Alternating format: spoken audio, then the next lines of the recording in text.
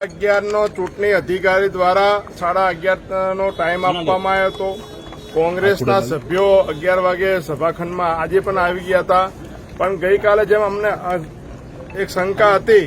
કે ભાઈ આ ચૂંટણી અધિકારી શંકાસ્પદ છે, ચૂંટણી નહીં કરે, અને એ જ આજે બન્યું। મેં ગઈકાલે અમે જ્ઞાનીબેન સાંસદ શ્રી પૂર્વ ધારાસભ્ય શિવાભાઈને કલેક્ટરને જઈને રૂબરૂ મળીને રજૂઆત કરી હતી કે ચૂંટણી અધિકારી તમે બદલો, પણ આજે જાણે જોઈને ચૂંટણી અધિકારી ના બદલ્યો ને આજે જ્યારે સમય હતો 11:30નો સભા ચાલુ થવાનો જે શંકા હતી પ્રમાણે આજે પણ ફરતી ચૂંટણી અધિકારી ત્યાં હાજર થયા નથી કે મારી તબિયત ખરાબ છે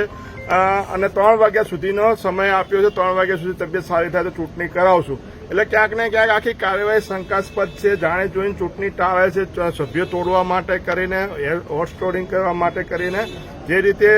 સરકારના દબાણમાં ચૂંટણી અધિકારી હાજર નથી રહ્યા એ ખૂબ જ દુઃખદ છે। આ લોકશાહીનું હનન થઈ રહ્યું છે, ખૂન થઈ રહ્યું છે, અમારા કાર્યકરો પર ખોટી ફરિયાદો થઈ,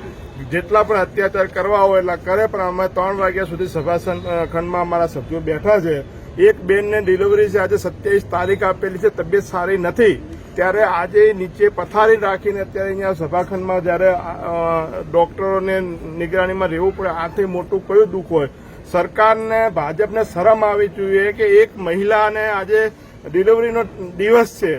પ્રસૂતિની પીડા છે, અને ત્યારે પણ અહીંયા જ્યારે એને આ લોકશાહી બચાવવા માટે કરીને જ્યારે અહીંયા રહેવું પડતું, આનાથી કેટલું દુઃખદ કહેવાય। કદાચ ચૂંટણી અધિકારી બેન જેટલા બીમાર નથી, તેમ છતાં આજે નાટક કરીને ગેરહાજર રહ્યા છે, દુઃખદ છે, લોકશાહીનું ખૂન કરે છે। ભાજપને લોકોએ, દિયોદરના લોકોએ જાકારો આપ્યો છે, ત્યારે